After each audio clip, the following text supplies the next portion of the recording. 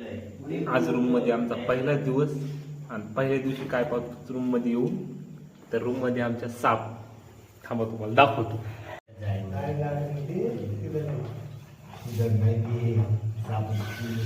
साप ते आपले मामा ते आपला भाऊ.